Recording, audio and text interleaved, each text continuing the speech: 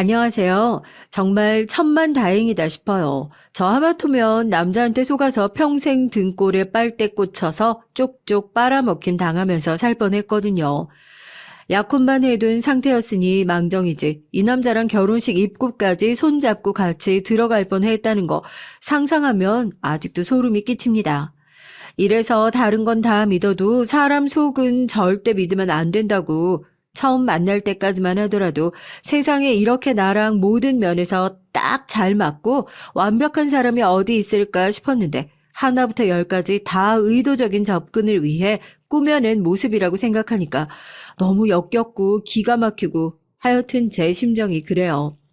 이제야 제 마음을 돌려보려고 구질구질하게 연락을 계속하고 있던 전 예비신랑이 이 사연을 보고 있다면 당신 실체 다 알아버린 이상 다시는 돌아갈 일 없으니까 앞으로 내 눈에 띄지 말고 똑바로 살라고. 연기 잘하니까 직장 관두고 연기 전공 해봐도 좋을 것 같다고 얘기해주고 싶네요. 아직도 속에서 천불이 나요. 그래도 네가 직접 고른 남자이지 않냐고요? 그러니까요. 저도 어지간히 미친 사람이었던 거죠. 사연 시작부터 전 예비신랑에 대한 욕을 바가지로 하는 건 어떻게 보면 예비신랑이 아니라 저에 대한 욕일 수도 있겠어요. 그 당시에 어리버리하고 아무것도 몰랐던 바보 같은 저 말이에요. 예비신랑을 만나기 전까지 전 평범하게 학교를 다니고 평범하게 직장 생활을 하고 있던 여자였습니다. 남들과 조금 다른 점이 있다면 좋은 부모님을 만나서 남들보다는 굴곡 없이 조금 순탄한 인생을 살아왔다는 것이라고 해야 될까요? 대학을 다니면서 월세를 어떻게 내야 되나, 직장 다니면서 돈은 또 어떻게 모아야 되나, 사실 살면서 그런 고민을 크게 해본 적이 없었거든요. 이번에 회사 근처로 이사했다며? 혹시 자가야? 아니, 전세야. 내가 무슨 돈이 있다고. 부모님이 잠깐 빌려주신 거지. 직장 생활하면서 다 갚아야 하는 돈이야. 남들은 돈이 없는데 있는 척 허세를 부리고 산다는데 전 여유로운 상황인데도 불구하고 반대로 돈이 없는 것처럼 거짓말을 하고 다녔어요. 회사에 입사하고 너무 축하한다면서 부모님이 차도 해주시고 사회초년생이 살기엔 꽤나 널찍한 오피스텔을 자가로 해주셨지만 다 부모님한테 빌린 돈이라고 갚아야 하는 돈이라고 그렇게 얘기를 하고 다녔죠.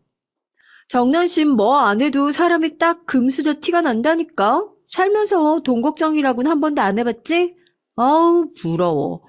우리 부모님도 여유 좀 있었으면 좋았을걸.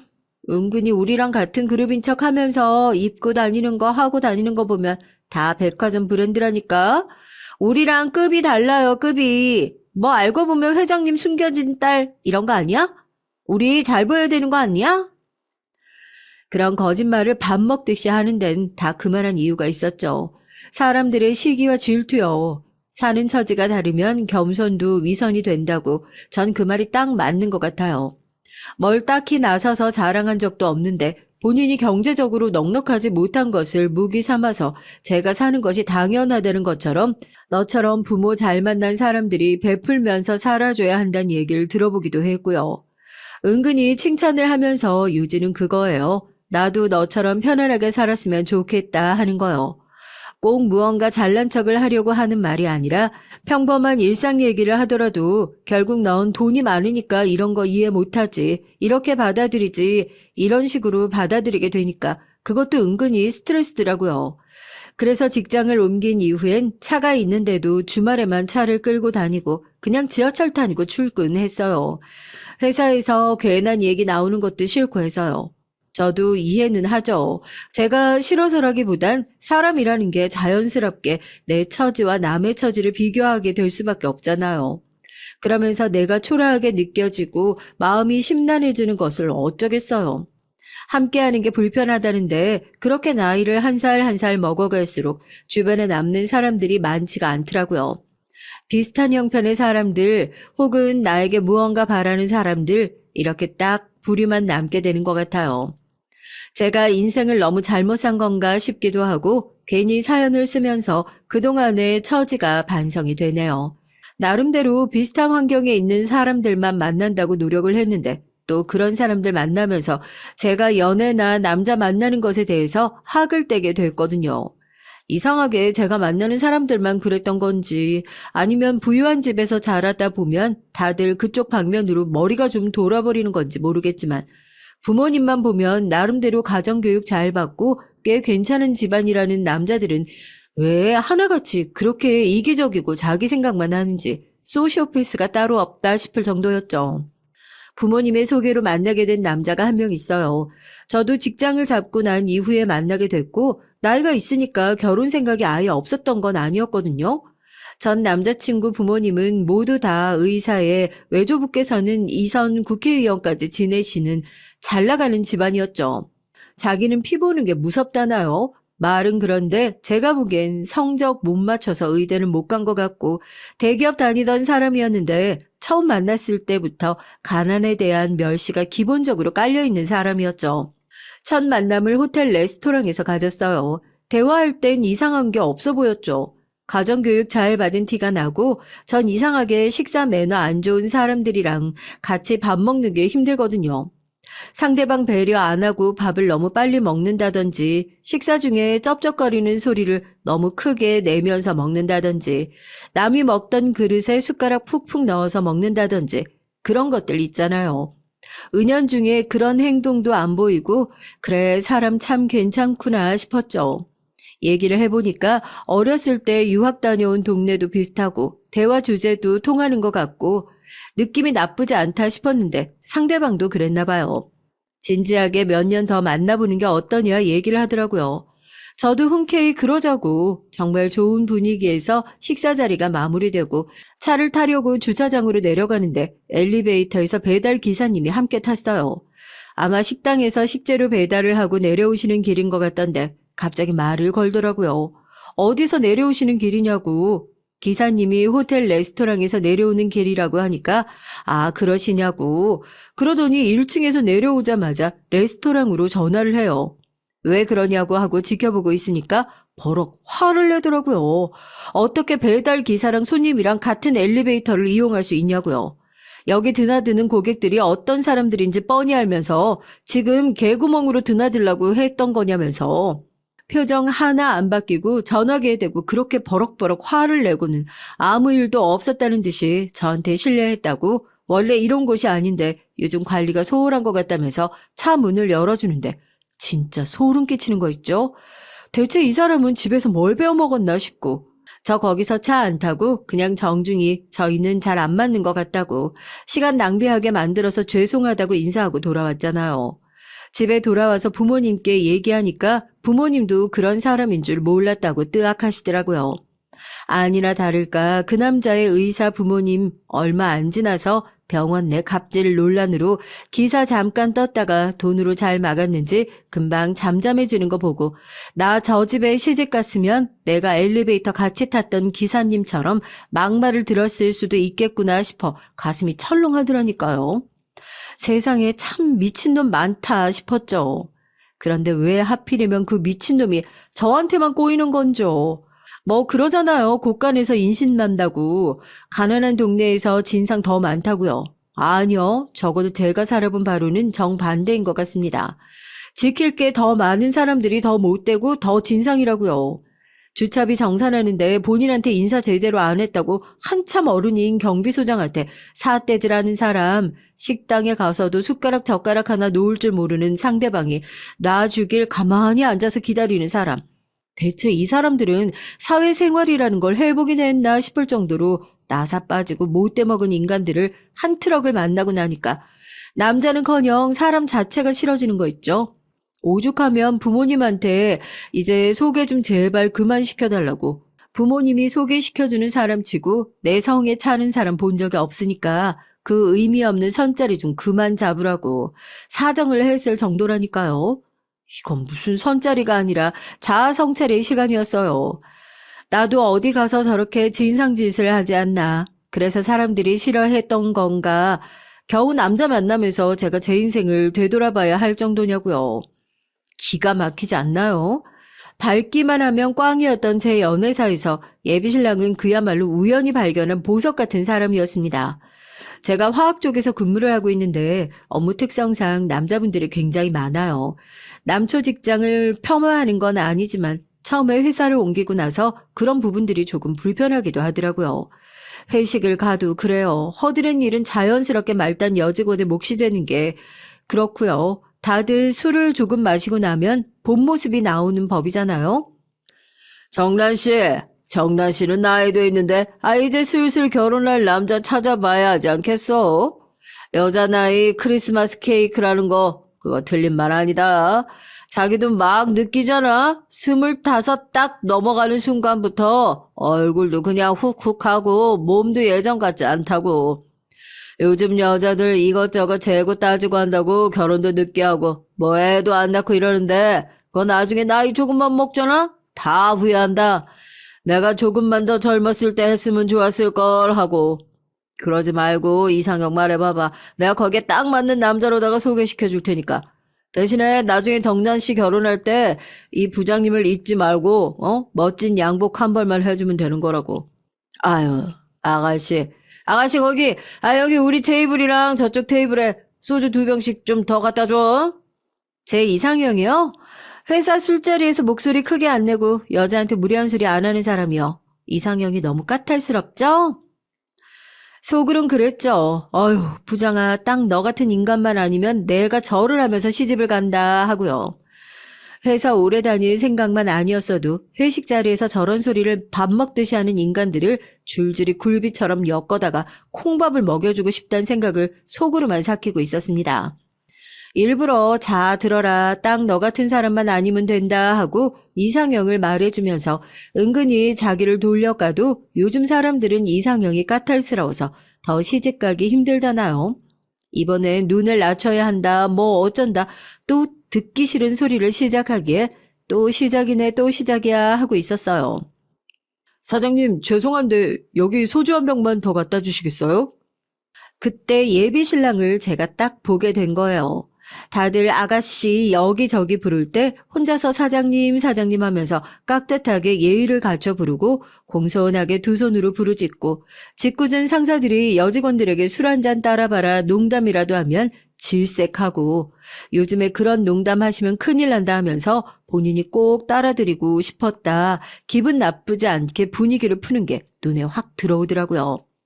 나이 차이도 얼마 안 나는 것 같고 외모도 잘생겼다 싶어서 옆자리에 앉아있는 직원한테 누구냐고 물어보니까 회사에 들어온 지 얼마 안 된 3년짜리 계약직 직원이라고 하더라고요.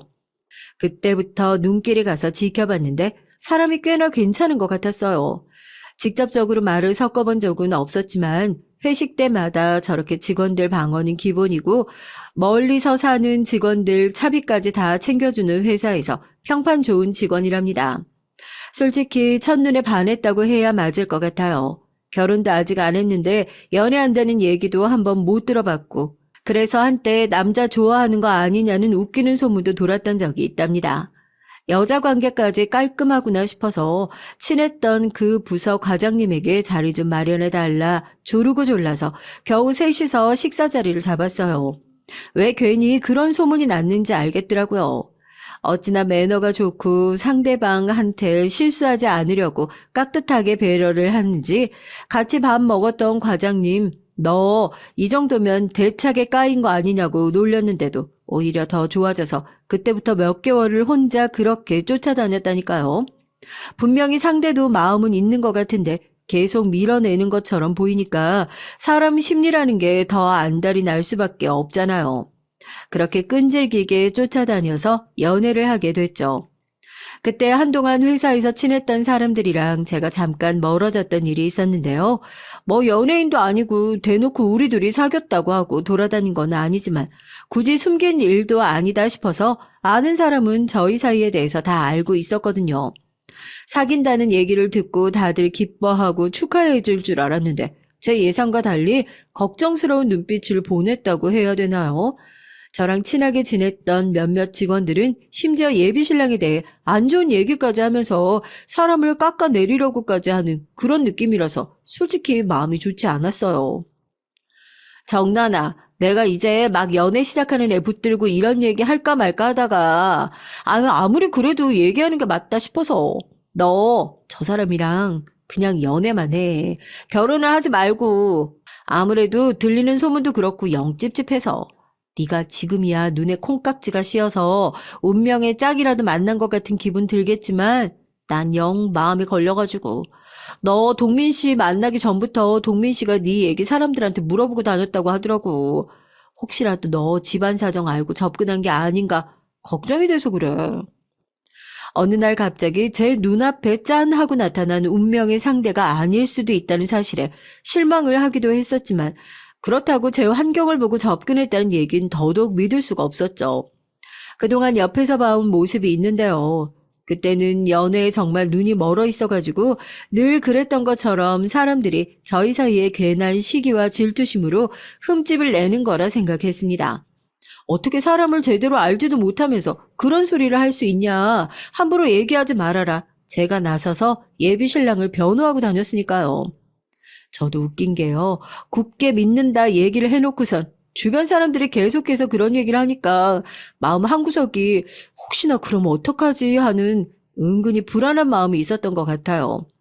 예비 신랑한테 혹시 나 만나기 전에 회사 사람들한테 나나 우리 집에 대해 물어보고 다닌 적이 있었냐 은근슬쩍 떠보기도 했죠. 오히려 자기가 저에 대해 물어보고 다닌 걸 들켰냐면서 머쓱해 하더라고요. 사실 자기도 관심이 있어서 사람들한테 물어봤던 건데 그게 사람들 사이에서는 오해를 불러일으킬 줄 몰랐다고요. 나도 나이를 먹고 나니까 그래도 결혼할 여자인데 어떤 사람인지 알아보고 싶다는 게 얘기가 전달되면서 뭔가 오해가 생긴 모양이네. 나중에 당신 입장에서 들었으면 오해할 수도 있겠다. 그런 건 절대 아니었어. 만나기 전에 어떤 사람인지 알고 싶었을 뿐인데. 미안해. 예비 신랑이요. 말을 정말 청산유수처럼 해요. 얘기를 듣다 보면 꼭 이런 사소한 것으로 의심한 제가 잘못한 것처럼 느끼게끔 오히려 그렇게 얘기를 한다니까요. 제가 알거지가 된다고 하더라도 자기는 제 옆에 있을 거다. 그런 조건 같은 거 보고 결혼할 사람 결정하는 속물이 절대 아니다. 옆에서 연불 수준으로 얘기를 한 통에 저도 판단력이 살짝 흐려졌었는데요. 사람들이 한 얘기가 사실일 수도 있겠다 의심을 하게 된 결정적인 계기가 있었어요. 예비 신랑이랑 결혼 준비 시작하면서 제 주변 반응은 싸늘했죠. 그렇게 말렸는데도 기어이 결혼 준비를 하는구나 하는 시선이요.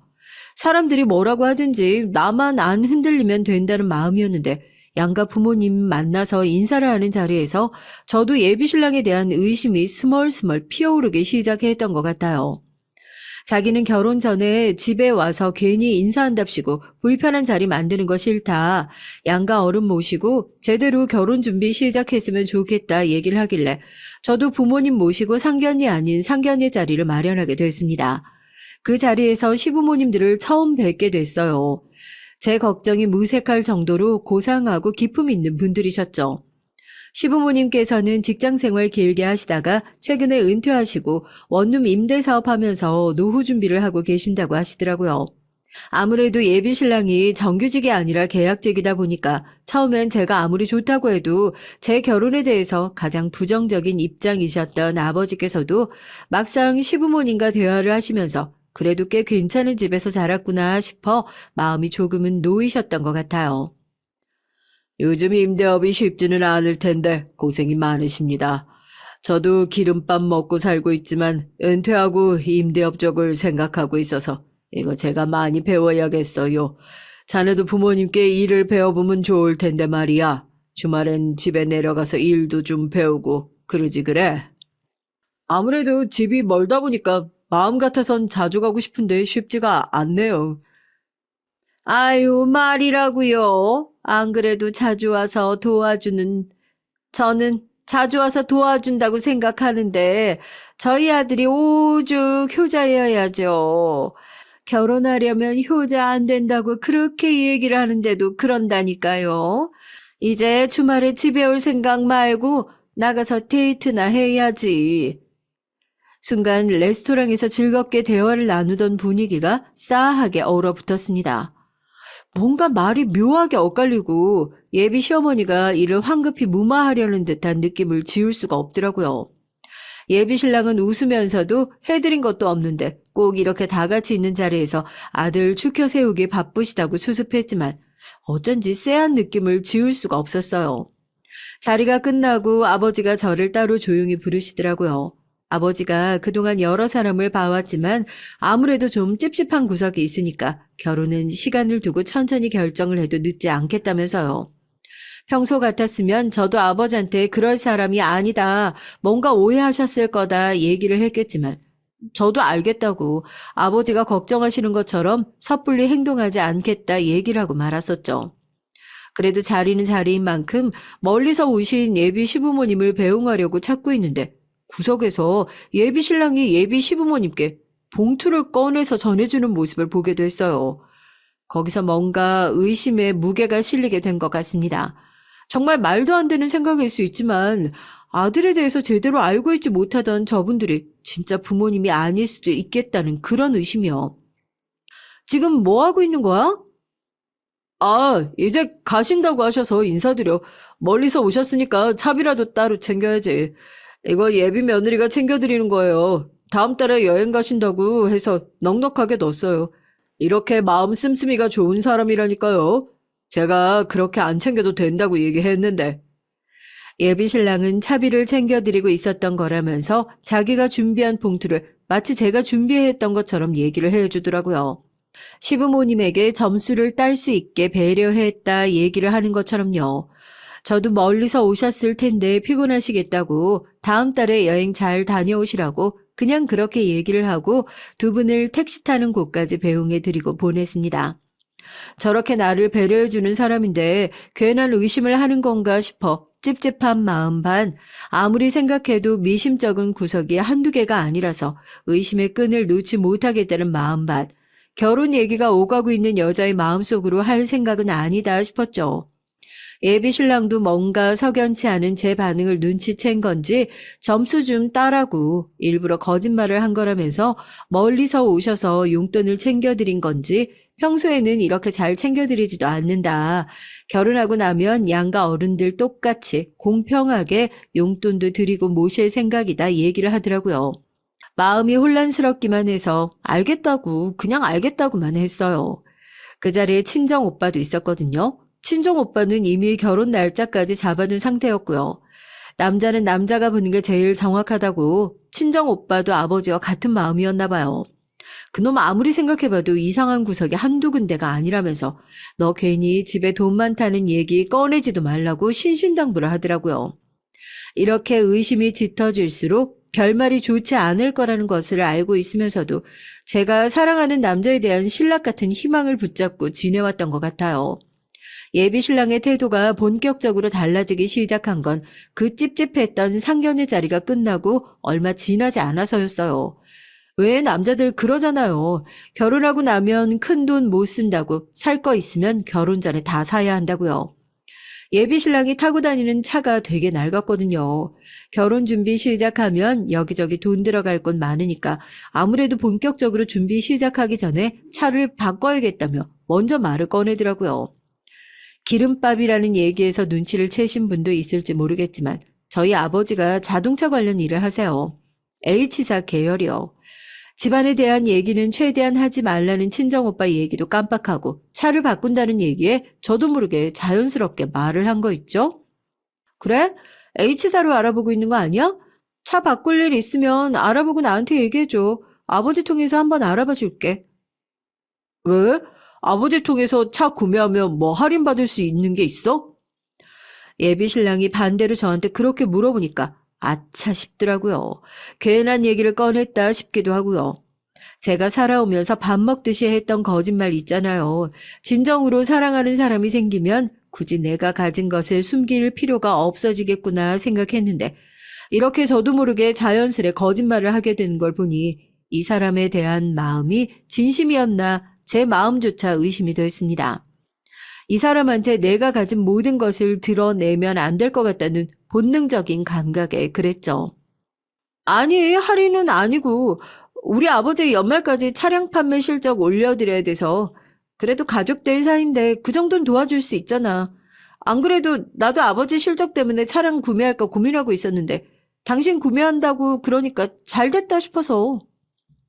솔직히 조건 보고 만나는 것이 아니다. 그렇게 매번 얘기하던 예비 신랑의 마음을 떠보고자 했던 것도 있었는데 표정이 대번에 굳어지더라고요. 저한테 장인어른 뭐 H사 계열사 다니신다고 사람들이 그랬던 것 같은데 아니냐고 그래요.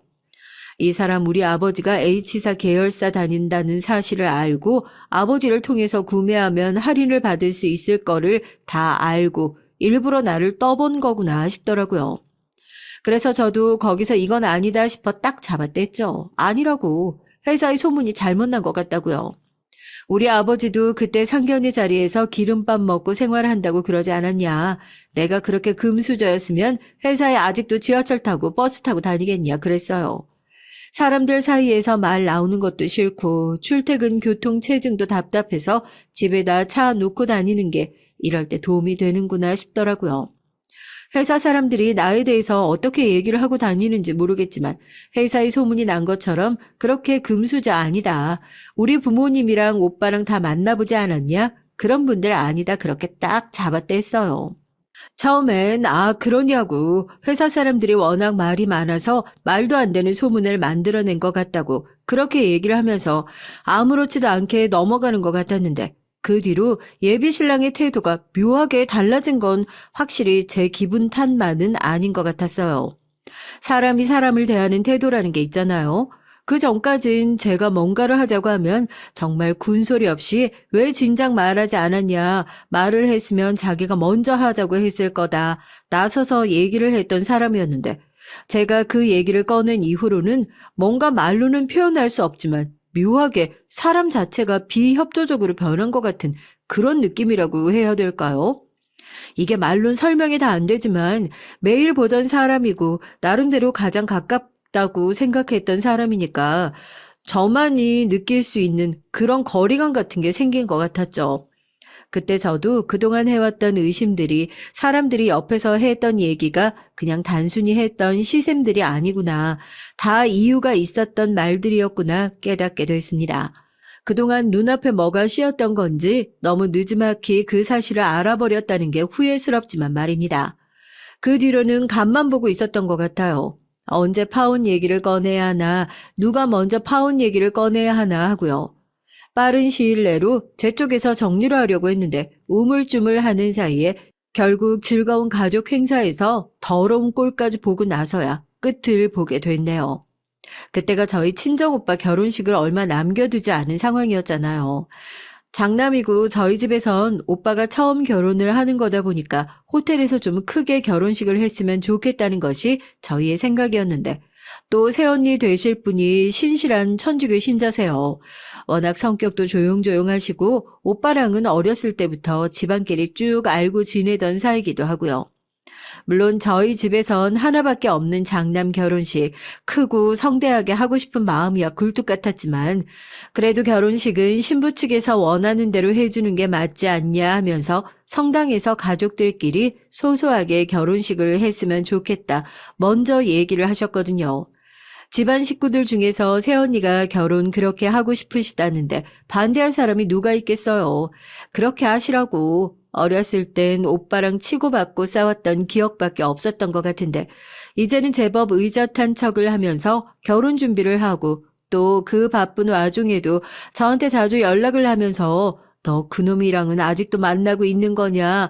아무리 봐도 걔는 좀 아닌 것 같다. 내 친구들 중에서도 괜찮은 놈 많으니까 빨리 정리하고 내 친구 소개시켜주겠다. 이런 얘기를 하는 거 보니 좀 신기하기도 하더라고요. 다음 주에 형님 결혼식이지? 나도 가족 될 사람인데 가는 게 맞지. 다음 주 주말에 출장 있었는데 결혼식 가려고 출장도 빼놨어. 같이 가자. 한동안 좀 시들해졌던 것 같은 예비 신랑이 저한테 먼저 결혼식에 같이 가자고 얘기를 꺼내더라고요. 솔직하게 말씀드리면 이건 또 무슨 꿍꿍인가 했어요. 전 처음에 결혼식에 데리고 갈 생각도 없었거든요. 아무리 오빠의 결혼식이라고 하더라도 가족이 결혼을 하는 상황에서 부모님이 신경 쓰고 있는 일도 많았고 저도 부모님 옆에 쫓아다니면서 이것저것 도와드리고 나중에 시누이 짓 했다 소리 안 들으려면 결혼식 당일까지 신경 써야 할 일이 많았으니까 집안에서 큰일만 정리하고 슬슬 파혼 얘기를 꺼내려고 하고 있었던 차였거든요. 그런데 갑자기 대뜸 결혼식에 가겠다고 얘기를 하니까 제 입장에선 당연히 의아할 수밖에 없었죠. 오빠 결혼식이긴 한데 바쁘면 굳이 참석 안 해도 괜찮아. 그날 출장도 있다며 출장까지 무리하게 빼가면서 올 필요는 없을 것 같은데? 세연이 되실 분이 원하셔서 가족끼리 조용하게 결혼식 할 예정이기도 하고, 그래서 손님들도 그렇게 많이 안 오고 조용하게 할 거야. 사람 몇 명 없는 걸로는 티도 안 날 거라서 너무 걱정하지 않아도 괜찮아. 너 같은 거 한 사람 안 와도 티도 안 난다. 제 주 특기잖아요. 돌려서 얘기하고 거절하는 거요. 그런데 눈치가 없는 건지 아니면 없는 척을 하는 건지 몰라도 어떻게 그러냐. 결혼식은 원래 품앗이다. 이렇게 먼저 가줘야 나중에 우리 결혼식에도 마음 편하게 부를 수 있다. 이런 얘기를 하면서 굳이 결혼식에 꼭 참석하겠다 얘기를 하더라고요. 아무리 그래도 약혼까지 한 사이인데 우리 가족들끼리 조용히 결혼식 할 거니까 결혼식엔 참석 안 해줬으면 좋겠어. 딱 잘라서 거절하기도 애매한 상황이잖아요. 그래서 어쩔 수 없이 그렇게 예비 신랑과 함께 결혼식에 참석하게 됐습니다. 가족들한테도 미리 얘기를 했죠. 결혼식이 끝나고 나면 파혼 통보하고 정리할 생각이었는데 어쩌다 보니 이번 결혼식까지 같이 참석을 하게 될 것 같다고요.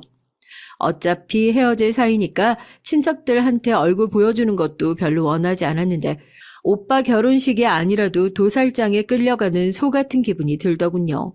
오히려 오빠가 저를 위로해 줬어요. 처갓집이나 친척들한텐 본인이 잘 얘기를 해둘 테니까 신경 쓰지 말고 와서 조용히 밥이나 먹고 가라면서요. 괜히 결혼식 당사자한테 폐를 끼치는 것 같아 미안하기도 했죠.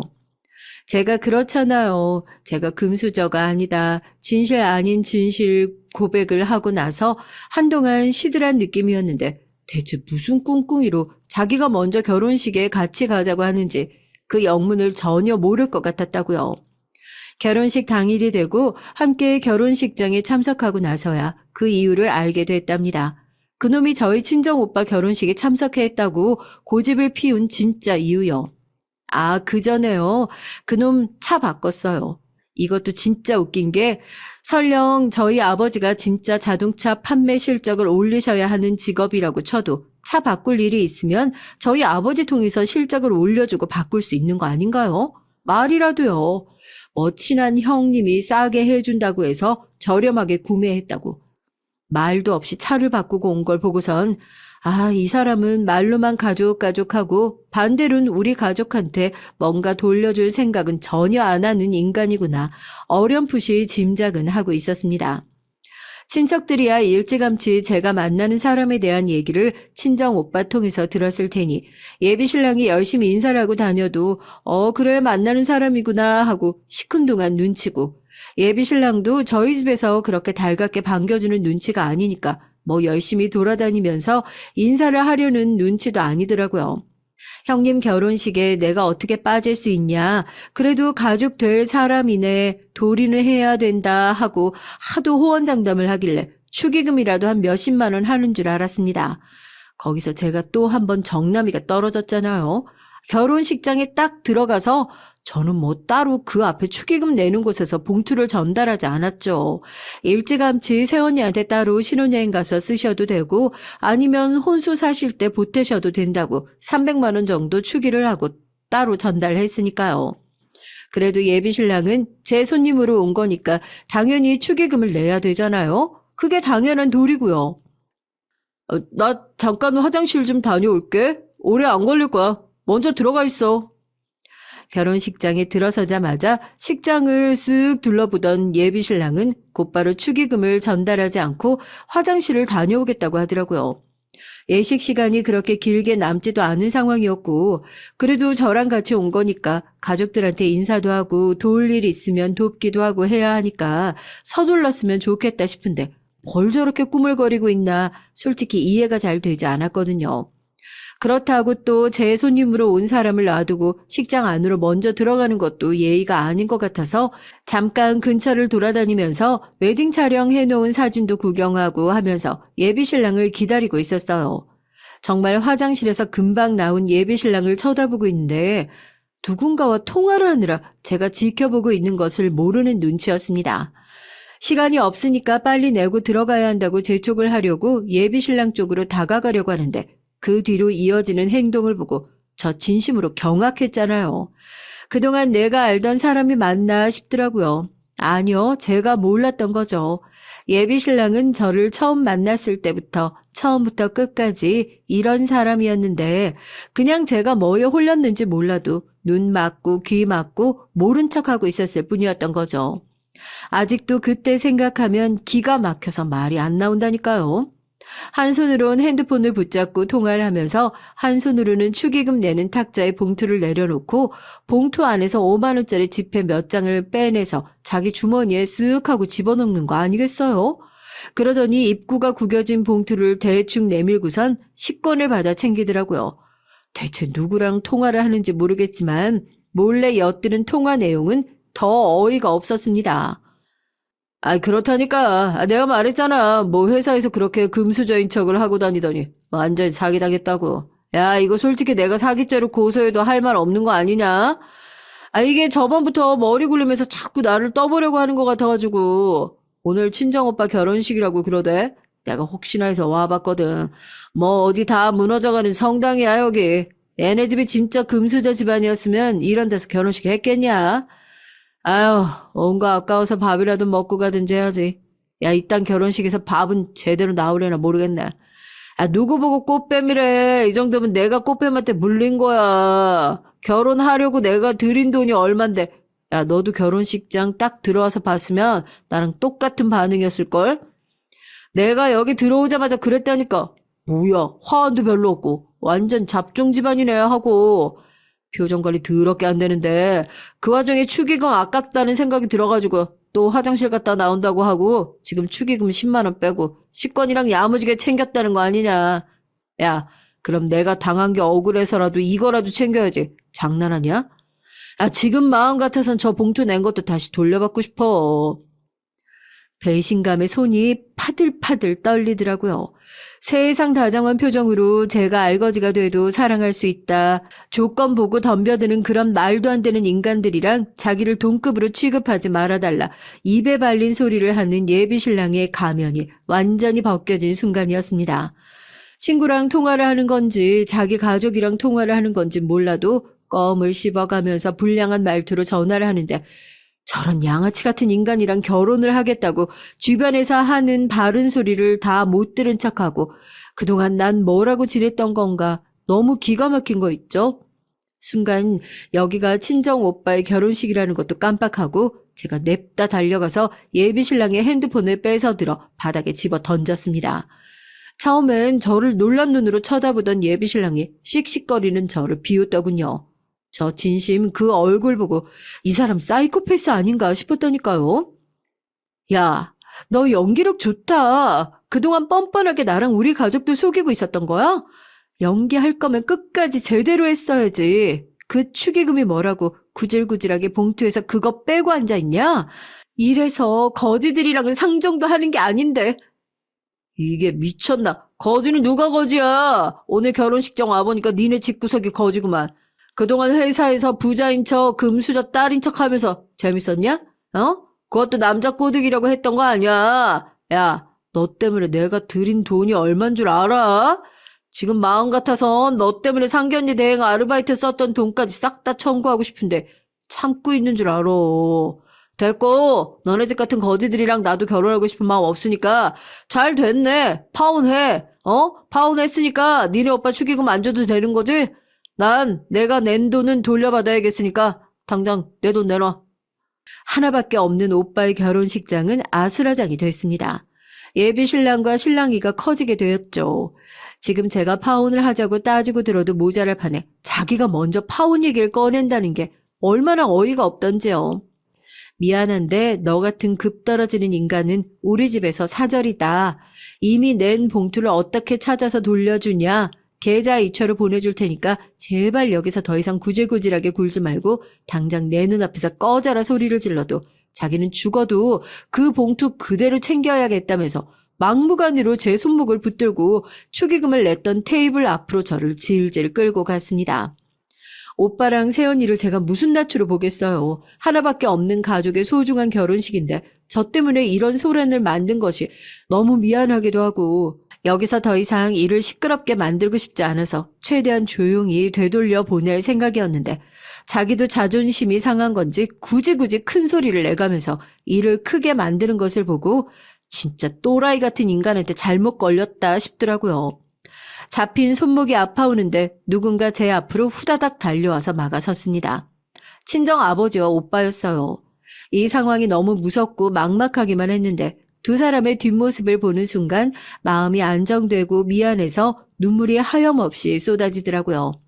새언니도 나와서 괜찮다고 아무 일 없을 거라고 제 손을 꼭 잡아주는데 제가 새언니한테 너무 미안하다고 나 때문에 결혼식 망친 것 같아서 너무 미안하다고 눈물을 뚝뚝 흘리면서 사과를 했죠. 대체 어디서 이렇게 소란을 떨고 있나 했더니 네 놈이구나. 지난번에 봤을 때부터 껍데기밖에 없는 놈이다 눈치는 채고 있었는데 낄 때 안 낄 때 구분도 못하고 이렇게 나대는 것을 보니까 내가 참 사람 잘못 봤구나 싶네. 어디 감히 귀한 내 딸한테 손을 대? 아버지의 오빠까지 나타나자 당황한 예비신랑의 정강이를 친정오빠가 시원하게 걷어차고 아버지는 정강이를 부여잡고 주저앉은 예비신랑의 뺨을 시원하게 올려붙였습니다. 하객들은 대체 뭐 저런 미친 인간이 다 있냐고 저런 인간들이 결혼해서 여자 패는 거라면서 당장이라도 신고를 해야 하는 거 아니냐 혀를 차면서 지켜보고 있었고요. 바닥에 주저앉아 얼굴을 감싸진 예비신랑이 지금 저 치신 거냐고 쥐뿔도 없는 인간들이 손 함부로 놀리면 어떻게 되는지 똑똑히 보여준다고 그러는데 하객들이 다 배꼽 잡고 웃었잖아요. 누가 봐도 바닥에 주저앉아 있는 껍데기밖에 없는 저 인간이 우리 가족보다 못난 것을 제일 잘하는데 저런 소리를 하고 있으니 얼마나 우스워 보였겠어요. 저희 아버지께서 양복 안주머니에서 명함을 한 장 꺼내 예비신랑이 주저앉아 있는 바닥 앞에 탁 하고 집어 던졌습니다. 거지한테 적선하는 셈 치고 축의금이며 합의금이며 물어줄 테니까 당장 내 눈앞에서 꺼지고 나중에 내 회사로 청구하게. 자네가 우리 회사에 축의금 합의금 청구하는 순간 나도 우리 회사에 있는 법무팀 동원해서 오늘 내 아들 결혼식 망친 죄, 내 딸한테 함부로 손댄 죄, 우리 가족의 재산을 탈취할 명목으로 의도적으로 접근한 죄, 그렇게 우리 가족을 기망했던 죄, 니놈 죄를 하나부터 열까지 다 따져볼 테니까. 한심한 놈. 그제서야 정강이를 부여잡고 인상을 쓰고 있던 예비신랑이 바닥에 떨어진 명함을 주워들어 확인했습니다. 믿기지 않는다는 듯이 몇 번이나 눈을 비비고 아버지의 명함을 확인하고 아버지와 저 오빠를 번갈아 가면서 쳐다보더라고요. 이게 말이나 되냐고 이럴 리가 없다고 하는 꼴이 우스워서 실컷 비웃어줬어요. 그러게 왜 제가 거짓말을 할 수밖에 없는 상황을 만드냐고요. 아버지가 집어던진 명함엔 선명한 글자로 써 있었거든요. H자동차 계열사의 상무이사요.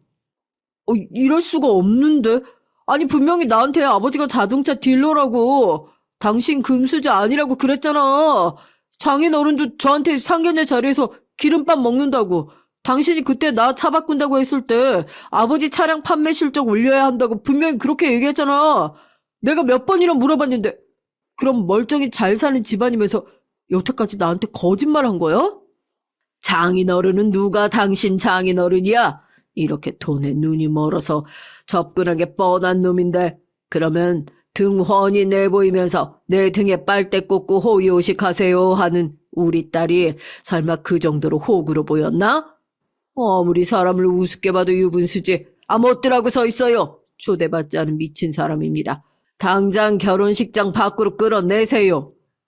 성당 내에서 우왕좌왕하고 있던 예식 도우미들에게 아버지는 당장 이 사람을 끌어내달라. 예식장에 초대받지 않은 사람이다 얘기를 했고 망연자실해 있던 예비신랑은 그렇게 도우미들 손에 끌려서 예식장 밖으로 질질 끌려 나갔어요.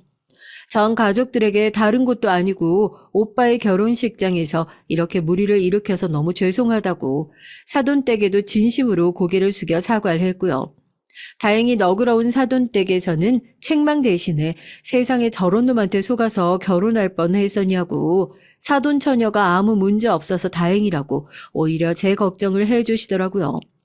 아버지도 오히려 오빠가 새 출발하는 좋은 날에 너 언제 파혼시키나 마음속에 커다란 짐이었는데 차라리 잘 됐다고. 계속 걱정스러웠던 혹 제대로 떼어낼 수 있어서 다행이다 얘기를 해 주셨습니다. 마음이 무겁지만 한편으론 홀가분하기도 하더라고요. 정말 아버지 말씀대로 이 기회가 아니었으면 이 사람을 제 인생에서 영영 떼어내지 못할 수도 있었을 것 같으니까요. 오빠의 결혼식이 잘 마무리되고 두 사람은 예정대로 신혼여행을 떠났습니다. 아니나 다를까 그렇게 결혼식장에서 당당하게 파혼을 선언하고 떠났던 예비신랑은 그제서야 자기가 놓친 것들이 아깝다는 생각이 들었는지 저한테 연락을 해서 그래도 파혼은 아니지 않냐. 너도 나한테 거짓말을 했으니까 우리 서로 똑같은 거 아니냐. 그동안 있었던 일은 없었던 셈 치고 서로 다시 좋은 마음으로 솔직하게 다시 시작해봤으면 좋겠다. 말도 안 되는 소리를 하더라고요.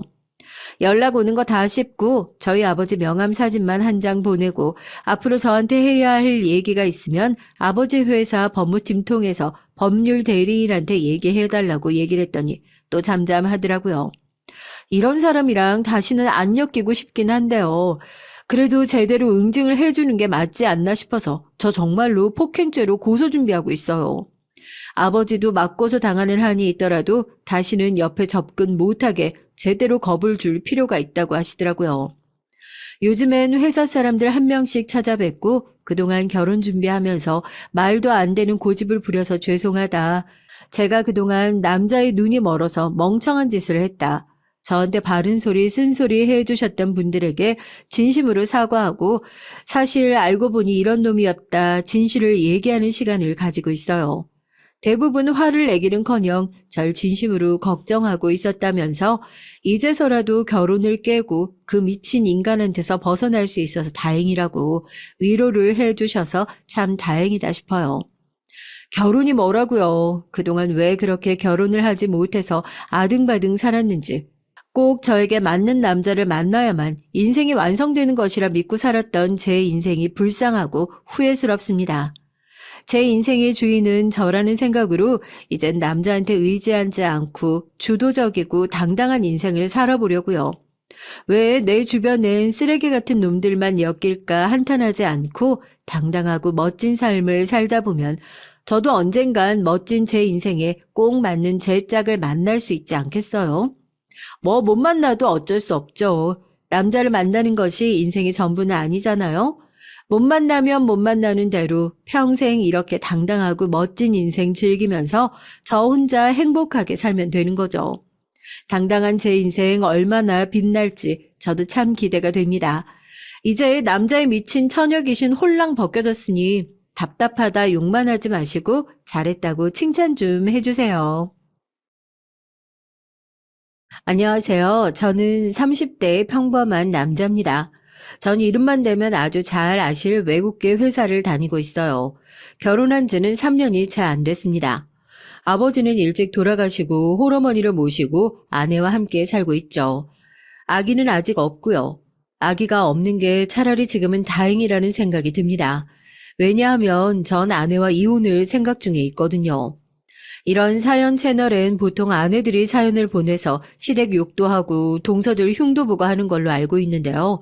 전 남자인데 이 톡톡 사연 채널을 어떻게 알게 되었을지 여러분 궁금하시죠? 전 어머니와 아내와 같이 살고 있는데요. 제 어머니가 어디서 아셨는지 방에서 이 채널 유튜브를 밤마다 틀어두고 주무시는 거예요. 그래서 초저녁부터 몇 번 들어봤습니다. 그랬더니 마치 아침 드라마 같은 내용들이 나오더라고요.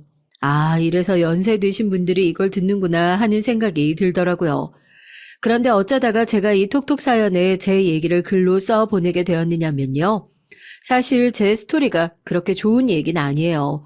편지를 보내기까지 몇 번이나 망설이고 컴퓨터에 글을 썼다 지웠다 했는지 모릅니다.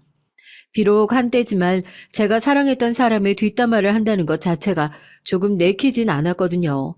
하지만 전 제 아내의 이면을 알고 너무 무섭고 화가 나서 아내와 헤어지려고 하고 있어요. 아직 소송 단계까지 가진 않았지만 앞으로 그럴 계획을 하고 있습니다. 이쯤 되면 결혼한 지 3년도 되지 않아서 왜 벌써 이혼을 하려는지 여러분들도 의아하시겠죠. 저도 망설이고 있었습니다만 최근 일어난 일 때문에 더 이상 아내의 얼굴도 보기가 싫어졌어요. 그래서 아내와 이혼을 결심하게 됐습니다. 전 아내를 사내에서 만났어요. 같은 과에서 몇 년간 근무를 하다가 만나서 사귀게 됐고 그 사람에 대해서 모든 걸 다 알고 있다고 생각했거든요. 그러나 연애 때와 결혼 후에 그 사람은 아주 다른 모습이었어요. 보통 여자들이 그런 말들을 하잖아요. 연애할 때 너무 잘해주던 남자가 결혼 후에 이기적으로 못되게 돌변한다고요. 그런데 저 같은 경우는 정반대의 경우였습니다. 연애 땐 나만을 바라보며 천사 같던 아내가 갑자기 돌변을 하더라고요. 그런 아내의 태도 변화가 저한테만 그런 거라면 어떻게든 참고 아내를 달래면서 살고 싶은 마음도 있습니다. 그러나 아내가 막대하고 못되게 군 상대가 다름 아닌 제 홀어머니였기 때문에 전 아내를 용서할 수가 없었어요. 그래서 전 아내에게 복수를 하고 이혼할 결심을 하게 된 겁니다. 그럼 지금부터 저에게 일어난 슬프고 황당한 사건을 자세히 얘기하도록 하겠습니다. 전 서울 강남 출신이에요. 하지만 소위 말하는 부자도 아니고 주류에 속하는 사람은 아닙니다. 저희 어머니는 30대의 청산과부가 되셔서 어린 저 한 사람 바라보고 정말 죽을 힘을 다해 살아오신 분이거든요. 전 아버지는 기억에 없지만 앨범을 보면 사진마다 항상 근엄한 표정을 짓고 계셨어요. 저희 어머니도 어느 때는 아버지가 좀 무서웠다고 하시더군요. 왜냐하면 제 아버지는 경찰관이셨거든요. 그 중에서도 강력계 형사셨습니다. 그런데 어느 날 범인을 잡겠다고 나가서 다시는 돌아오지 못하셨죠. 범인과 몸싸움을 하다가 칼에 찔려 돌아가셨다고 하시더라고요. 전 그때 30살 때니까 아버지에 대한 기억이 나지 않습니다. 아버지가 돌아가신 후 어머니는 안 해본 일이 없이 고생을 하시면서 어린 저를 키우셨어요. 형편이 넉넉하지 못하니까 전 자주 전학을 다녔고요. 집주인이 월세를 올리면 꼼짝없이 이사를 가야만 했으니까요. 다른 아이들은 초등학교 때부터 동네 친구였으니 전학 간 곳에서 저는 친구를 사귈 수가 없었습니다. 그래서 초등학교, 중학교 때 전 좀 어두운 아이였어요. 그러다가 제가 고등학교를 들어갔을 무렵 어머니는 대치동에 있는 아파트 단지 내에 작은 반찬 가게를 오픈하셨습니다. 그 후부터 이사를 안 가게 되었던 것 같아요. 어머니는 반찬을 만드는 솜씨가 좋으셔서 단골들을 많이 확보하셨어요. 입소문도 나고 다른 아파트에서도 손님들이 반찬 가게를 많이들 와줬습니다. 그래서 전 어머니가 번 돈으로 대치동에서 학원을 다니고 서울에 있는 명문대를 나오게 됐죠. 제 자랑을 하는 건 아니지만 전 현역으로 연대 합격을 했어요. 그랬더니 어머니는 눈물까지 보이시면서 저한테 수고했다고 제가 자랑스럽다고 말씀하셨습니다. 제가 연대에 합격하자 제가 다녔던 학원에도 저의 이름이 걸리고 대치동 내에서도 어머니의 반찬 가게가 소문이 나기 시작했어요. 개천에서 용난집이라고 하면서 말이죠. 고등학교 때 공부를 시작한 것 치곤 머리가 나쁘지 않았는지 연대 영문과에 입학을 하게 됐습니다. 다른 애들이야 재수를 한다고 해도 형편이 넉넉한 집들이 대부분이니 하려고만 하면 얼마든지 할 수 있었겠죠. 하지만 전 대학을 합격했어도 등록금도 제대로 낼 형편이 못 됐답니다. 그래서 더더욱 재수는 꿈도 꿀 수 없었어요. 그렇기 때문에 고등학교 3년 내내 죽어라 공부만 했던 것 같아요. 어쨌든 대학에 들어오고 친구들은 당구장이다, PC방이다, 수능에서 해방된 신입생들의 생활을 만끽했죠. 하지만 전 그럴 시간이 없었습니다. 어머니가 빚을 내서 제 등록금을 주고 계신데 용돈까지 달라고 말할 수는 없었거든요. 그래서 전 학교 앞에서 PC방 알바, 편의점 알바, 당구장 알바를 전전하면서 등록금 외에 제 용돈이나 책값 등을 충당했고요. 그러다 보니 집에는 겨우 잠만 자러 들어왔던 것 같아요. 1학년 때는 제가 명문대를 다니니까 중고등학생의 과외도 많이 들어왔습니다. 그런 알바들은 일주일에 한두 시간 하고 한 달에 거의 100만 원이 넘게 벌었거든요. 그래서 전 처음엔 그게 꿀알바인 줄 알았죠. 그런데 중학생 남자아이들은 정말 말을 안 듣더라고요. 중2병이라는 말이 괜히 있는 것이 아니었습니다. 그 애들은 정말 내노라는 부잣집 자식들이나 제가 훈육을 할 수도 없었어요. 그 애들은 훈육한답시고 잔소리를 했다간 그 애들이 부모님께 제가 못 가르친다고 선생님을 바꿔달라고 했거든요. 그러면 전 하루아침에 일자리를 잃게 되는 거였습니다. 그런 돈만 많은 집안에서 인성은 비뚤어진 아이들을 가르치다가 전 스트레스로 죽을 것 같은 생각이 들었어요. 그 후부터 전 과외를 하지 않았습니다. 그러다 1학년 마치고 군대를 갔어요. 저는 최전방 철원의 수송병이었거든요. 수송병은 운전을 잘 해야 하는 거다. 다들 운전면허를 따고 군대를 가죠. 그런데 전 버스 운전면허가 있었습니다. 처음엔 일종 보통을 땄지만 저희 어머니가 나중에 영 할 일 없으면 혹시 버스 운전도 할 수 있으니 대형 면허를 따두라고 하셨거든요. 그래서 부랴부랴 버스 면허를 땄죠. 그 덕에 군대 생활이 조금은 편했다고 볼 수도 있겠네요. 헌데 군대 생활 중에 전 정말 악마 같은 선임에게 걸려서 죽고 싶었던 적이 있었어요. 그 인간은 흔히 말하는 강약 약강 인간이었습니다. 자기보다 힘이 있는 사람에겐 꼼짝도 못하면서 자기 밑에 있는 후임병들에겐 정말 못되게 갈구는 그런 인간 말종이었어요. 그 인간이 상병일 때 전 일병이었는데 일병 때가 가장 치이기 쉬운 때잖아요. 여기서 치이고 저기서 치이는데 밤에 그놈이 따로 불러서 저와 고문관 이병 하나를 그렇게 얼차려를 시키는 겁니다. 잠도 안 재우고요. 그놈이 전역을 할 때까지 우리 내무반의 분위기가 그렇게 좋지 못했어요. 툭 하면 선임하사 몰래 집합을 시키는데 사회 같았으면 정말 패 죽이고 싶더라고요. 그것도 지가 기분 좋을 땐 후임들 과자도 사주고 조금 풀어주다가 갑자기 미친 듯이 꼬투리를 잡아서 엎드려 뻗치라고 하질 않나 안 보이는 대로 끌고 가서 때리기도 했고요. 우리 내무반에서 그놈의 별명이 미친 개였으니 뭐 말 다 했죠. 정말 그 새끼가 전역하면 몰래 찾아가서 복수하고 온다고 밤마다 이를 악물었던 적도 있었습니다. 하지만 뭐 군대에서 나가고 나면 얼굴도 볼 필요 없는 사이이니 참았죠. 그때는 또 참을 수밖에 없었고요. 사고를 쳐봤자 감방 가는 건 저라는 걸 너무 잘 알았기 때문이었습니다. 사실 남성분들은 잘 아시겠지만 군대라는 것이 별 개 같은 꼴을 다 보고 사는 곳이니까요. 그래서 전 병장 달고 나서부터 제 후임병들을 많이 풀어줬어요. 정말 어지간하면 집합도 안 시키고 군대 생활 완전히 편하게 해줬죠. 그러다 보니 제 별명이 예수님이니 부처님 가운데 토막이니 하면서 후임들이 저에게 잘 대해주더라고요. 그때 전 깨닫게 됐습니다. 세상은 사필귀정, 제가 말하는 대로 돌아온다는 걸 말이죠. 그래서 전 그 이후에도 웬만하면 사람들과 부딪히지 않고 웬만하면 어울려 살려고 노력했죠. 그런데 제 아내의 무서운 면을 보고 난 후부턴 인간에 대한 믿음이 없어지고 말았습니다. 이쯤 되면 여러분들도 제 아내가 무슨 짓을 했는지 궁금하실 거라 생각이 돼요. 그 얘기는 조금 후에 하도록 할게요. 그렇게 군대를 제대하고 학교에 복학하고 나서 저는 한 여자아이를 알게 됐어요. 그 아이는 제 첫사랑이었습니다. 제가 복학한 그 학기에 영문과에 들어온 신입생 중 한 명이었던 그 애는 화장기 없는 수수한 얼굴이지만 항상 제 눈엔 후광이 은은하게 비치고 있었죠.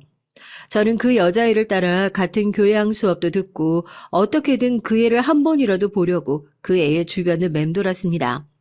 모르는 사람이라면 제가 그 애를 스토킹이라도 할 거라고 생각할 정도였어요. 그땐 사람 때문에 수업도 뒷전이었고 눈에 그 애밖에 안 들어왔습니다. 그렇게 한 학기가 지나도록 그저 바라만 보고 있다가 어느 초여름에 전 용기를 쥐어 짜내서 그에게 고백을 했습니다. 나 같은 과 3학년 이민호라고 하는데 혹시 남자친구 없으면 우리 사귀어보지 않을래? 선배, 정말 죄송한데요. 선배 같은 사람은 제 이상형이 아니라서요. 그 여자 후배는 그 말만 남기고 도망치듯이 제 앞을 떠나고 말았습니다. 그렇게 저의 6개월간의 첫사랑이자 짝사랑은 싱겁게 끝이 나고 말았어요. 첫사랑은 이루어지지 않는 법이라지만 너무 얄짤없이 거절을 당해서인지 더 이상 들이대고 싶은 마음도 들지 않더라고요. 그 후로는 매일 그 여자애를 피해 다녔어요.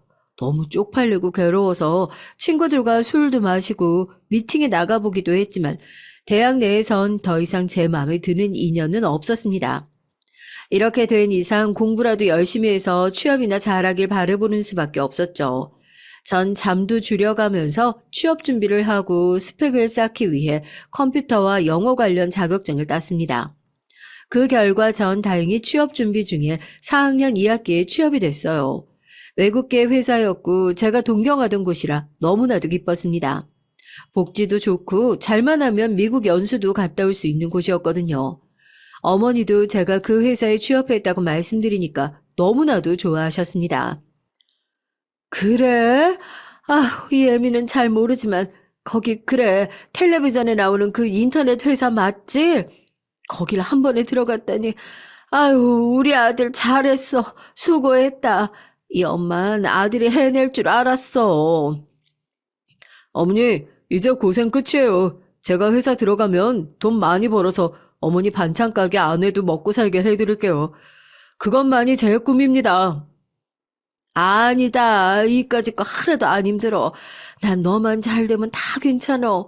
이애미 걱정하지 말고 열심히 일해서 돈 모으면 나중에 너 장가 갈 때 써. 알았지?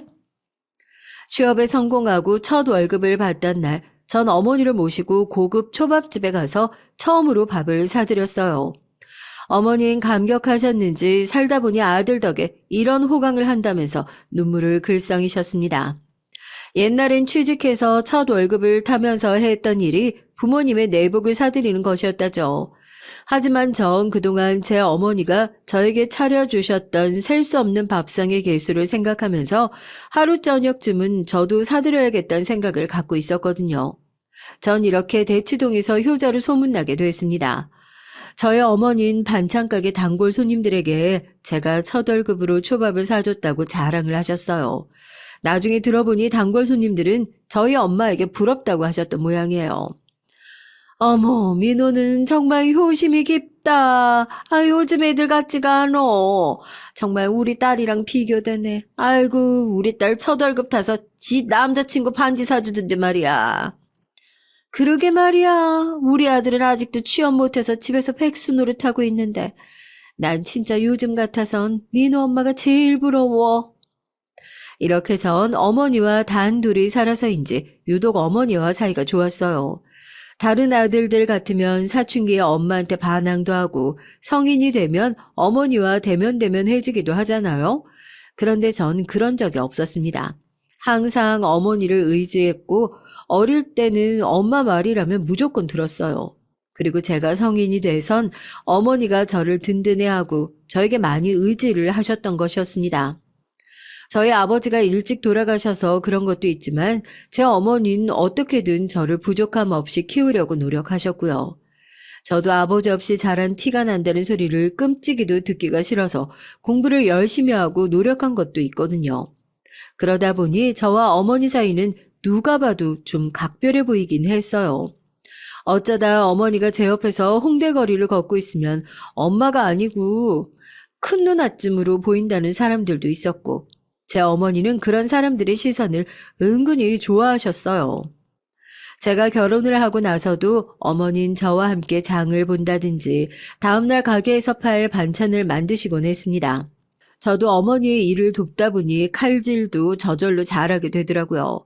주말엔 가게에서 간단하게 설거지를 하기도 하고 멸치나 나물 볶는 것들 돕기도 했어요. 그런데 아내의 눈엔 그런 것들이 좋지 않게 보였었던 것 같습니다. 아내는 그런 시어머니와 제 사이를 질투하게 됐던 것 같아요. 다시 본론으로 돌아오면 아시다시피 전 회사 생활을 하면서 아내를 만나게 됐습니다. 그때 아내는 저의 팀원이었어요. 저와 3살 차이인 아내는 26살 신입사원이었는데 굉장히 자존심이 센 사람이었거든요. 어느 정도였냐고 물으신다면 아내가 어떤 실수를 했는데 저희 과 과장님이 아내를 한번 혼내면서 이런 말을 하신 적이 있었습니다. 여자가 말이야 능력이 없으면 이런데 직원도 하지 말았어야지. 어쩌자고 자넨 내 얼굴에 먹칠을 했냐고 어? 그 바이어가 어떤 사람인 줄 알아? 우리 회사에 10년 이상 광고 대주는 회사의 대표였다고 그런 사람 전화를 그딴 식으로 받아? 과장님, 제가 잘못 대응한 건 사과드리겠습니다. 하지만 제 잘못과 제가 여자인 건 아무 상관이 없는데 첫 마디부터 여자가 어쩌고 하신 건 과장님도 사과해 주셔야 할 것 같습니다. 아니면 저 이거 사내 감사팀에 문제 제기할 거예요. 뭐야? 이 새파랗게 어린 기집애가 뭐? 과장한테 지금 대드는 건가, 자네? 그 과장님은 그때 이런 외국계 회사에 맞지 않게 뼛속까지 꼰대 기질을 드러냈고 그 행동에 아내는 분노 폭발해서 사내 홈페이지에 대나무 숲에 익명으로 그 과장의 만행을 고발해버린 것이었어요. 익명으로 제보를 하긴 했지만 정황상 그건 누가 봐도 아내였거든요. 나중에 그 사실이 밝혀지고 아내는 여사원들의 여왕으로 등극해버린 것이었습니다. 다들 과장님이 너무했다는 등 신입사원인데도 용기가 있다는 등 하면서 아내를 치켜 세워주었죠. 그 사건 이후로 아내의 별명은 페미니스트가 됐어요. 그 별명은 몇몇 남자 사원들이 자기들끼리 아내의 흉을 보면서 붙인 것이었지만요. 그 정도로 저희 아내는 불의를 보면 못 참는 아주 자로잰 듯 반듯한 사람이었습니다. 전 그 당시엔 아내의 그런 용사 같은 모습에 반했던 것인지도 모르겠어요. 전 당장 아내에게 고백을 했습니다. 하지만 아내는 의외로 철벽을 치더라고요. 나중에 들어보니 그때 아내는 저 같은 사람이 자꾸 빼빼 마른 아내에게 고백했다는 게 믿어지지 않았고 자신이 없어 튕겼다고 하더라고요. 하지만 한번 반해버리면 전 다른 것은 눈에 들어오지도 않았어요. 제가 좋아한 건 아내의 외모가 아니라 성격이었으니까요. 물론 그건 아내의 일부분만을 보고 제 멋대로 판단해버린 것이긴 하지만 말입니다. 전 이번엔 포기하지 않기로 했죠. 그래서 아내를 항상 눈여겨보면서 넌지시 잘 해주었습니다. 아내가 야근을 하고 있으면 맛있는 커피를 갖다 주던지 회의 시간에 PPT 발표도 도와주겠다고 하고요. 마치 사수처럼 신입사원이었던 아내에게 도움을 주면서 제 매력을 어필했던 것 같아요. 그렇게 3개월간 눈에 띄게 아내에게 접근한 결과 아내는 저에게 고백을 받아주겠다고 얘기를 하더라고요. 그러면서 신입이라 아무것도 모르던 아내를 도와주는 사람은 제가 유일했다고 하더라고요. 이민호 씨가 저에게 도움이 되어준 정성을 봐서 사귀어보려고 하는 거예요. 저도 남자가 먼저 고백해온 건 처음이라서 그땐 당황해서 철벽을 쳤죠. 죄송해요. 아니에요. 언젠간 나한테 넘어오게 될 거라고 생각했는걸요, 뭐. 우리 사귀기로 했으니까 존댓말 하지 말자.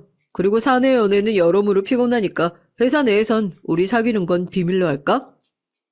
그러자 아는 제 제안에 작게 고개를 끄덕이면서 수줍어했습니다. 불의를 보면 참지 못하고 할 말은 다 하는 사람이 저한테는 수줍어하고 얌전한 성격으로 바뀌는 게 조금 의외이긴 했지만 드센 사람보다는 낫겠지 하고 별로 신경 쓰지 않았어요. 아니, 제 입장에선 그런 갭이 좋았다고 할까요? 남들에겐 강한 사람이 저에겐 약하고 보호 본능을 일으킨다는 점이 좋았어요. 전 점점 아내에게 폭 빠져갔습니다. 주말마다 데이트를 위해 서울 시내에서 안 간 곳이 없었어요. 한강이나 서울 근교의 공원, 맛있는 빵이 많은 카페 등등 전 아내에게 온 정성을 다했습니다.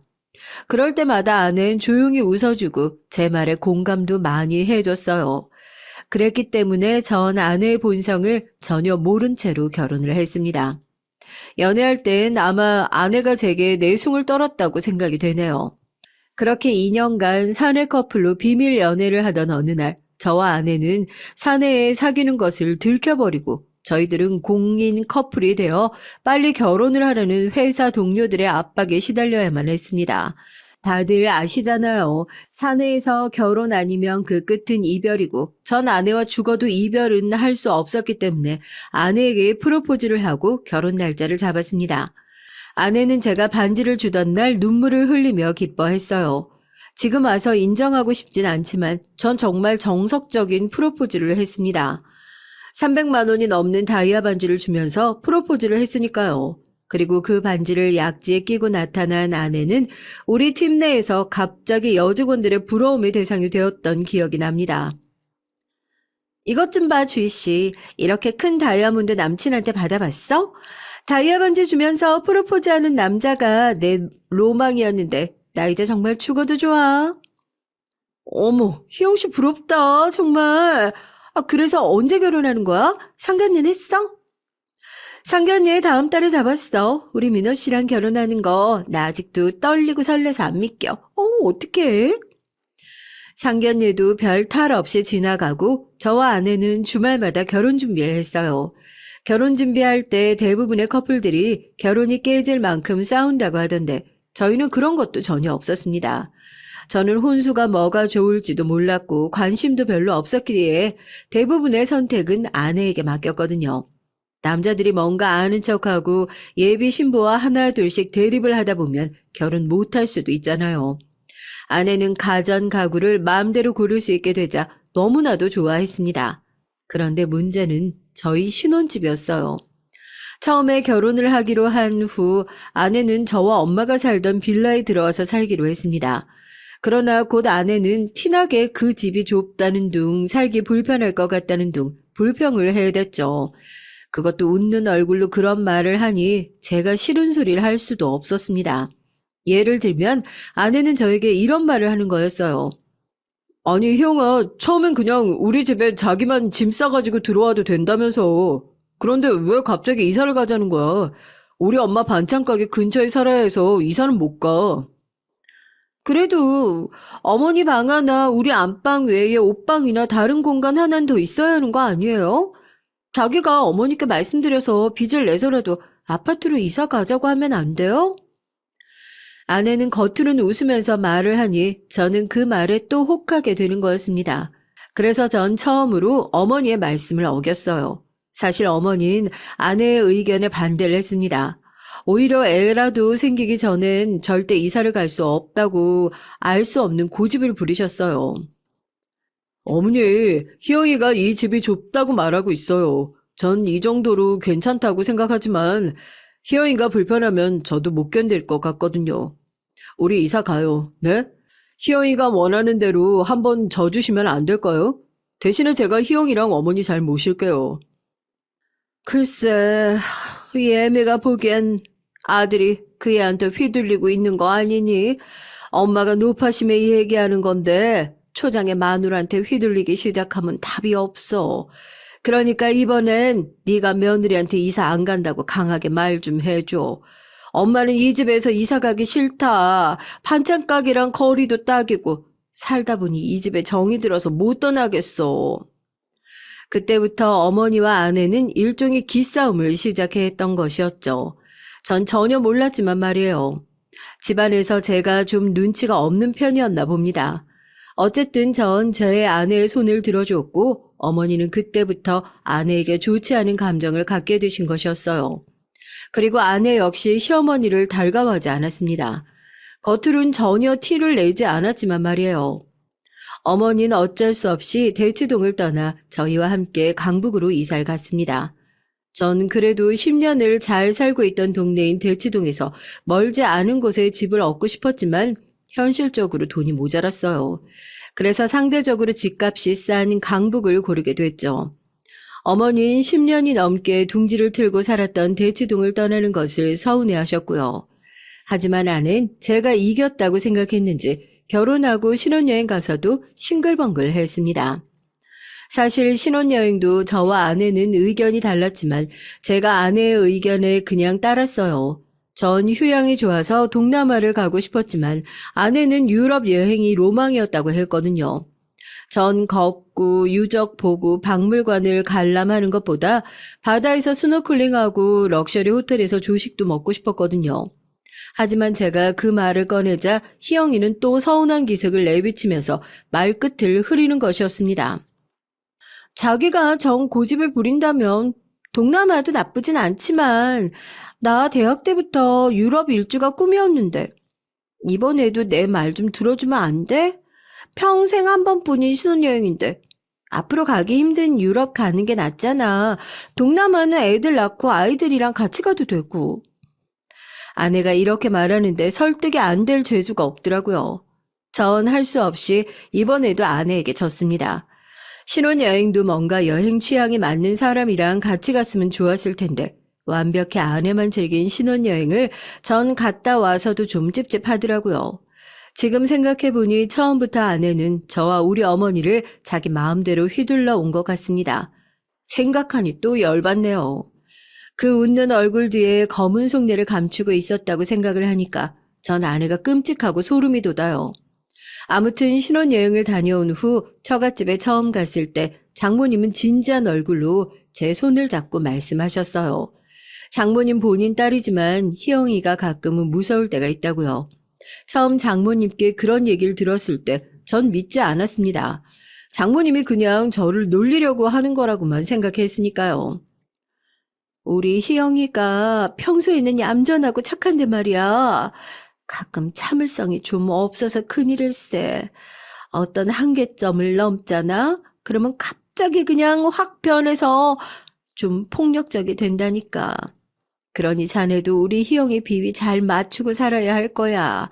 난 걔가 고등학교 때 그 애랑 한 번 싸운 적이 있는데, 아휴, 그 눈빛이 아직도 잊혀지지를 않아. 아이, 장모님 농담하지 마세요. 우리 혜영이 사귀면서 저한테 한 번도 대든 적 없고 너무 착했어요. 괜히 저 가지고 장난치려고 하시는 말씀이죠?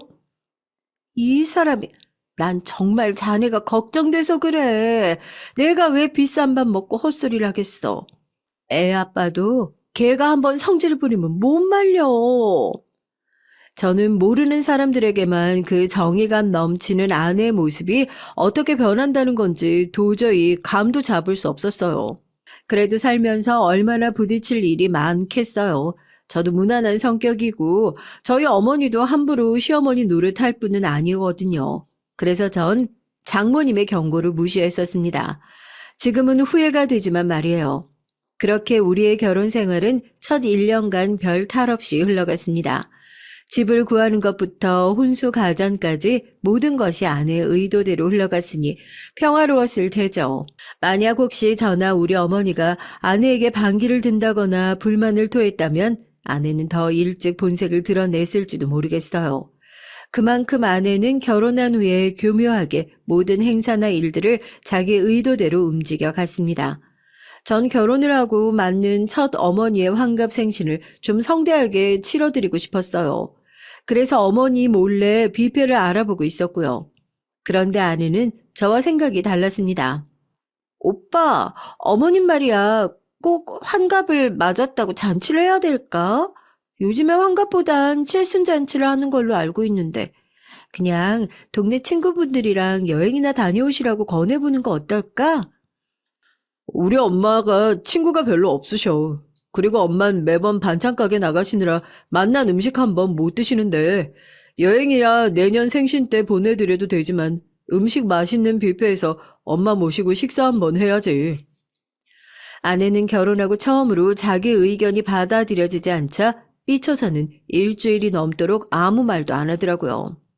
제가 그렇게 잘못한 것 같진 않았는데 여러분은 어떻게 생각하세요? 제가 잘못했다고 생각하시나요? 전 아직도 잘 모르겠습니다. 어쨌든 결혼 후 처음으로 제 마음대로 어머니 생신잔치를 열어드렸어요. 엄마 쪽 친척들도 모이고 아버지 형제분들도 오셨고요. 제 결혼식 이후 1년 반 만에 가족들이 모이니까 무척 시끌벅적했습니다. 그리고 어머니는 그 분위기를 아주 좋아하셨고요. 역시 어머니의 마음을 잘 아는 것은 저였습니다.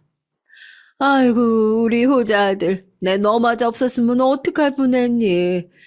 네 아버지 그렇게 돌아가신 게 한이 되는구나. 지금 살아계셨으면 얼마나 좋을까. 아이고.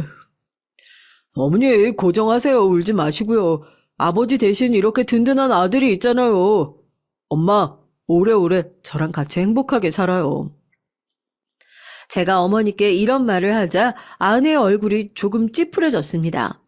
하지만 전 그날 내내 아내의 얼굴을 볼 새가 없어서 몰랐죠. 아내는 제가 너무 어머니만 생각하는 것 같다면서 서운해했습니다.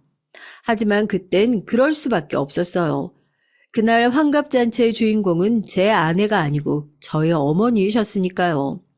어머니의 기분이 상하지 않게 신경 쓰고 비위를 맞춰주는 것이 아들이 할 일이 아닐까요? 여러분은 어떻게 생각하시나요? 사실 제 회사 동료들 중에 유부남들은 하나같이 제가 너무 눈치가 없다고 했었습니다. 그들은 저보다 훨씬 객관적으로 아내를 봤고 제가 어머니에게만 신경을 많이 쓴다며 아내가 당연히 질투를 할 것이라고 충고를 했고요. 하지만 전 그때까지도 아내에게 콩깍지가 씌어 있었기 때문에 그런 일은 절대 없다고 호언장담을 했습니다. 선배님, 제 아내가 얼마나 조용하고 얌전한 애인지 몰라요. 신입사원 때 그 과장한테 대들었을 땐 과장이 잘못하신 부분이었잖아요. 저라도 그런 상황에서 화를 냈을 겁니다. 아니야, 민호 씨가 몰라서 그래. 난 일적으로 희영 씨랑 같이 해야 하는 부분이 많잖아. 그럴 때마다 희영 씨 본성 나와. 얼마나 무서운지 모를 거야. 어? 아, 모르는 게 낫지. 그 선배의 말대로 세상엔 몰랐으면 더 좋을 일들도 너무나 많죠. 그러나 어느 날부터 아내는 제 어머니에게 히스테리를 부리기도 했다고 합니다. 그것도 제가 없는 날만 교묘하게 말이죠. 제가 부서를 영업부로 옮긴 후부터 저는 미국에 출장을 한 달에 한 번씩 가게 됐어요. 그땐 아내가 임신 준비를 한다고 휴직을 내고 집에서 쉬고 있을 때였습니다. 전 산부인과에 가서 주사를 맞고 누워있는 아내를 두고 출장을 가게 됐죠. 이 상황이 조금 걱정이 되긴 했지만 출장을 미룰 수도 없는 상황이라 전 어머니에게 아내의 간호를 부탁했습니다. 어머니, 희영이가 산부인과 갔다 오는 날은 좀 예민해 있거나 힘들어하니까 웬만하면 터치하지 말고 그대로 놔두세요. 그리고 저 다음 주 월요일에 오니까 한 일주일 두 사람만 계시게 생겼네요. 우리 아내 좀 잘 부탁할게요, 어머니. 어머니는 걱정하지 말고 저나 몸 조심하고 잘 다녀오라며 웃으셨죠. 그러나 전 그날따라 어머니의 웃음이 괜히 억지스러운 느낌이 나는 거예요.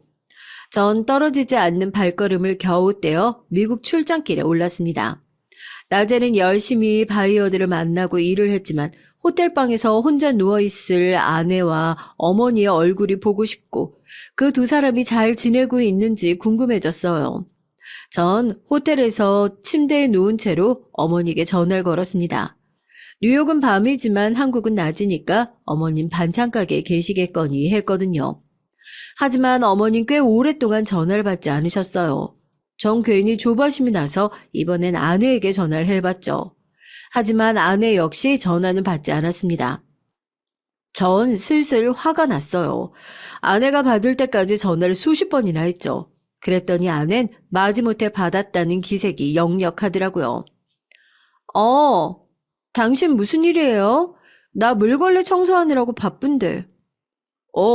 어머니께 무슨 일 있어? 아까까지 수십 통 전화를 했는데 안 받으셔서 말이야. 반찬 가게 쉬시나? 아, 당신 내가 아니라 어머니 행방 알려고 나한테 전화한 거였어요? 됐어요. 어머니는 내가 통제하는 사람도 아닌데 그걸 내가 어떻게 알아요?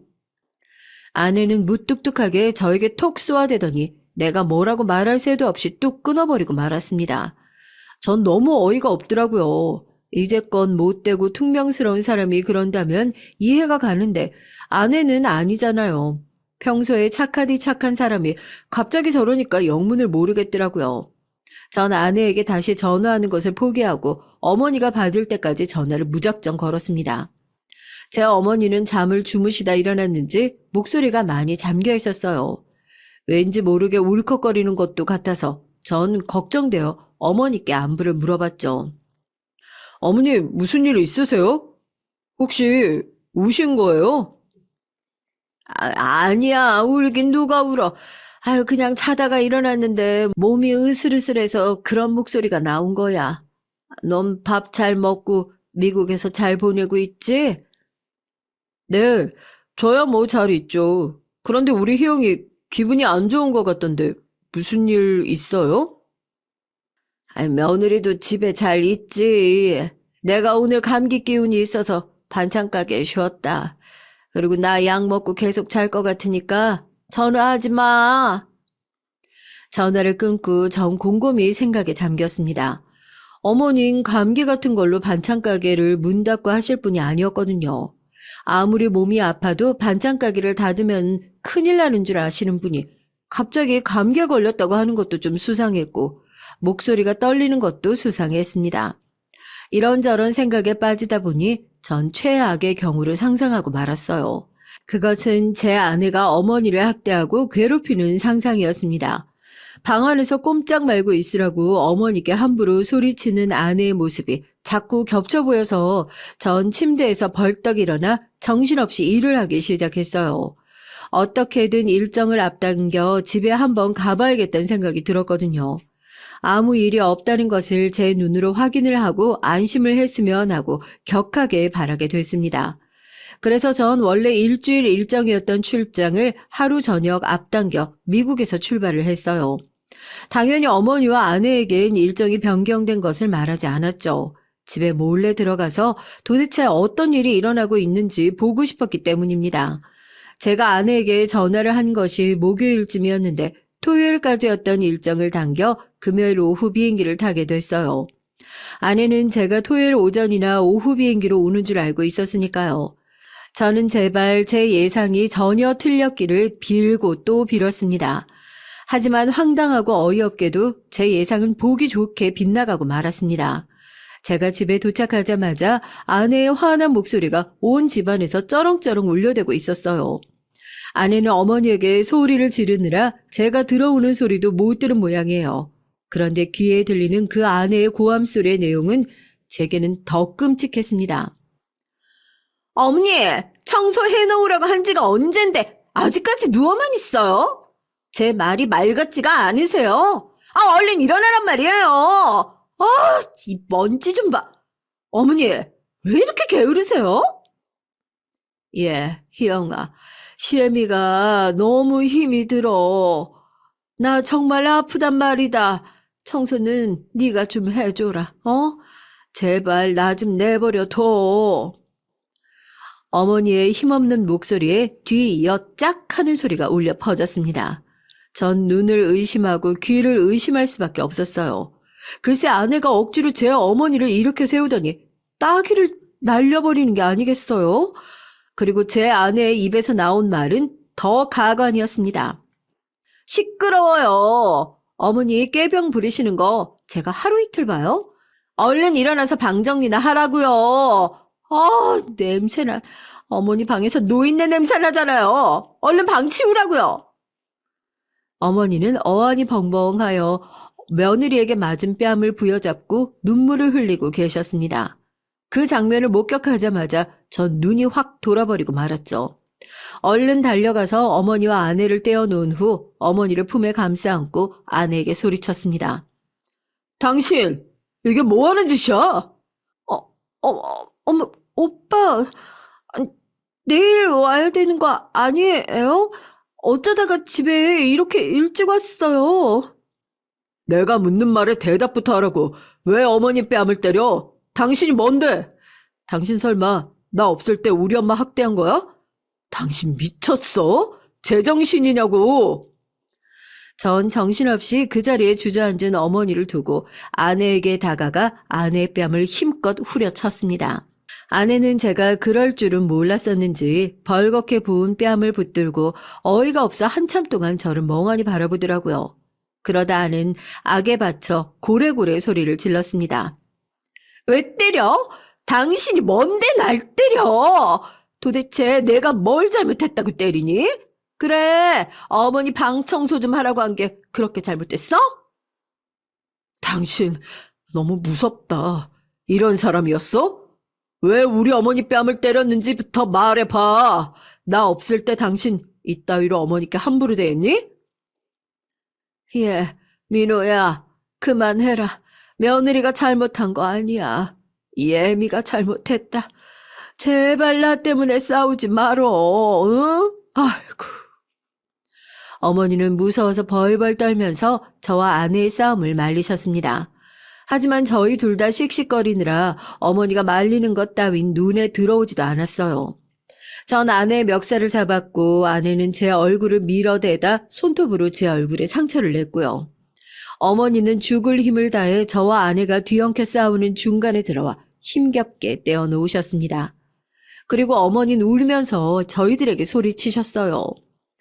그만들 두지 못하겠니? 예, 민호야, 네가 좀 참어. 아무리 며느리가 잘못했다고 해도 너도 걔를 때리면 똑같은 사람밖에 안 돼. 그리고 며느라기야, 내가 오늘은 정말 아프니까 청소 좀 안 해도 용서해달라고 빌기까지 했잖니. 그런데 어떻게 내 뺨을 때릴 수가 있어? 정말 평소에 네가 나한테 어떻게 하는지 우리 아들에게 다 얘기해 볼까? 응? 어머니의 일갈에 아내와 전 입을 다물 수밖에 없었습니다. 제가 집에 없을 때 정말 아내가 어머니를 학대하긴 한 모양이었어요. 어머니가 저렇게까지 말씀하시는 분이 아닌데 말이죠. 어머니는 저와 아내를 무릎 꿇리고 일장연설을 하셨습니다. 너희들 말이야, 이 애미가 뒷방 늙은이라고 얕보고 있는 거니? 나 아직 그럴 나이 아니란 거 너희들이 더 잘 알잖아. 이제 60대 초반에 내가 왜 이런 취급을 받아야 돼? 며느라기, 네가 한번 말해봐라. 어머니, 잘못했어요. 어머님 뺨 때린 건 제가 사과할게요. 하지만 어머니 요즘 제 말을 너무 안 들어주시잖아요. 제가 어머니가 하라면 뭐든지 다 하는 하녀도 아니고요. 뭐? 엄마한테 당신 그럼 집안일을 다 시켰어? 그동안 당신이 청소하고 빨래하고 했던 게 아니야? 휴직계 내고 쉬고 있었으면 반찬 가게 일로 힘들어하는 어머니 대신에 그런 일들은 좀 해야 하는 거 아니야? 다들 자기 말만 하느라 집안은 다시 아수라장이 됐습니다. 어머니는 두통 때문에 들어가야겠다면서 어머니 방으로 들어가서 문을 잠그셨어요. 아내는 저를 한참 노려보다 아무 말 없이 안방 문을 쾅 닫고 들어갔습니다. 거실엔 저만 덩그러니 혼자 남게 됐죠. 전 분한 마음에 아내에게 어떻게 복수를 해야 하나 궁리하기 시작했습니다. 정말 이제까지 아내가 어머니를 하녀처럼 부려먹었다는 사실을 알고 나니 저절로 주먹이 꽉 쥐어지더라고요. 그때부터 지금까지 저의 마음은 한결같이 지옥 같았습니다. 전 일단 그날부터 아내의 일거수일투족을 자세히 관찰했어요. 제가 없을 때 어머니께 해코지하지 못하도록 아내 몰래 집안에 CCTV도 달았고요. 뭔가 하나라도 꼬투리가 잡히면 가차없이 아내를 몰아붙여서 이혼까지 가리라 결심했었습니다. 그만큼 전 어머니께 함부로 대한 제 아내를 용서할 수가 없었어요. 그리고 제가 출근해 있는 동안 아내가 어머니께 어떻게 대하는지 더 알아볼 필요도 있다고 생각했고요. 아내는 제가 CCTV를 설치한 것을 꿈에도 몰랐겠죠. 그래서였을까요? 아내는 제가 야근을 하거나 회식에 있을 때마다 반찬 가게를 닫고 집에 들어오신 어머니를 정말 하녀처럼 부려먹더라고요. 눈짓이나 손짓 하나로 어머니를 조랑하려 들며 아내는 어머니에게 막말도 서슴지 않았습니다. 저희 어머니는 마치 가정부 아줌마처럼 아내가 닦으라는 곳 닦고 검사까지 받아야 했습니다. 그 영상들을 본 전 새삼스럽게 분통이 터졌고요. 나중에 전 그 영상들을 빠짐없이 모아서 경찰서에 노인 학대로 신고를 했어요. 그리고 그 영상을 아내의 부모님에게도 보여드렸고요. 그러면서 전 장인 장모님께 단판을 지으러 갔습니다. 아내는 알지 못하게 혼자서요. 장모님, 저 이제 희영이랑 못 살 것 같습니다. 제 어머니가 희영이에게 학대당한 증거 동영상 보셨죠? 저 더 이상 못 참아요. 이혼 소송하겠습니다. 이서방, 제발 부탁이야. 내가 그 애를 불러서 딴 마음 못 먹게 단단히 혼을 내도 안 될까? 제발 우리 애랑 이혼만은 다시 생각해줘, 응? 됐네. 나는 이혼 찬성이야. 자네 어머니가 뭐라고 하셨든 간에 우리 희영이가 아무 이유 없이 이런 짓을 하는 애라고는 생각을 안 하네. 자네 어머니도 우리 희영이 시집살이 시킨 건 아니야? 하지만 전 굳은 얼굴로 고개를 저었습니다. 저도 아내에게 실망했지만 어머니께서도 희영이의 두 얼굴에 넌더리를 냈다고 하시더라고요. 며느라기 말이다. 그동안 네가 알면 시끄러워질까 봐 말 안 했는데 너만 없으면 돌변한다. 아유, 난 걔가 무서워서 죽겠어. 언젠가 나에게 뭔 짓이라도 할 것 같단 말이야. 그래요? 아무래도 저 결혼 잘못한 것 같아요. 어머니, 이제 희영이 봐주지 말아요, 우리. 전 그 사건이 있고 난 후 아내에게 웃는 얼굴로 같이 여행이나 다녀오자고 했어요. 갑자기 밤바다가 보고 싶다고 말이죠. 아내는 며칠간 저와 냉랭한 바람이 불다가 갑자기 제가 부드럽게 여행을 제안해 오자 그 미끼를 덥석 물고 말았습니다. 전 그 여행에서 아내에게 통쾌한 복수를 해주겠다고 생각했거든요. 어머니는 집에 계시고 전 어느 날 밤 아내와 둘만의 여행을 핑계로 동해바다를 찾아갔습니다. 아내를 위해서 아주 예쁜 방을 잡았죠. 아내는 제 속도 모르고 들떠서 저에게 계속 말을 시켰어요. 제잘거리는 아내에게 적당히 웃으며 맞장구를 쳐줬습니다. 동해에 도착하니 아내는 밤바다를 보고 싶다고 하며 짐을 풀자마자 바닷가 모래사장으로 갔어요. 전 그 뒤 몇 발자국 뒤에서 아내를 따라갔죠. 아내는 웃으면서 저를 돌아봤습니다. 오빠, 그럼 저번에 있었던 일은 날 용서해 주는 거지? 나 당신이 화났을까 싶어서 말을 못 붙였던 거야. 어머니에겐 그렇게 할 수밖에 없었어. 어머니가 내가 시키는 일을 못 들은 척하고 날 무시하셨다니까. 나도 어머니랑 같이 살기 싫어. 분명히 힘도 있으시고 부탁 들어줄 만큼 피곤하지도 않으신데 요리조리 아프다고 집안일 안 하시고. 전 화가 나서 그 자리에 우뚝 서서 아내를 모래사장에 힘껏 밀어 넘어뜨렸어요. 그리고 전 무서운 얼굴로 아내에게 소리쳤습니다. 내가 너한테 용서란 말 다시는 입에 담을 줄 알아? 난 이제 내 인생에 너 따윈 지겹다. 아직도 정신을 못 차렸어? 어머니는 나한테 그런 분이 아니야. 네가 이제까지 어머니 학대한 거 나 다 알고 있다고. 우리 이쯤에서 끝내자. 이혼이야. 잘 살아. 그리고 전 뒤돌아보지 않고 달려서 차를 출발시켰어요. 전 아내를 그 밤 바다에 모래사장에 버려두고 집으로 혼자 와버린 것이었습니다. 네, 이것이 제가 할 수 있었던 아내에 대한 최대한의 복수였어요. 좀 유치할지도 모르지만 그 당시엔 그 정도밖엔 생각나지가 않았거든요. 그렇다고 제 성질대로 아내를 때릴 수도 없었고 그렇게 되면 이혼 소송할 때에 제가 가해자가 되니 여러모로 불리하니까요. 이것이 저와 아내 사이에 있었던 최근 사건입니다. 여러분들 어떻게 생각하시는지 궁금해요. 제가 참고 아내와 이혼을 하지 말아야 할까요? 아니면 이대로 아내를 정리해야 할까요? 소송은 준비하고 있지만 전 하루에도 몇 번씩 마음이 오락가락하고 심란합니다. 어머닌 제가 이혼을 결심했다고 하니까 그러지 말라고 말리세요.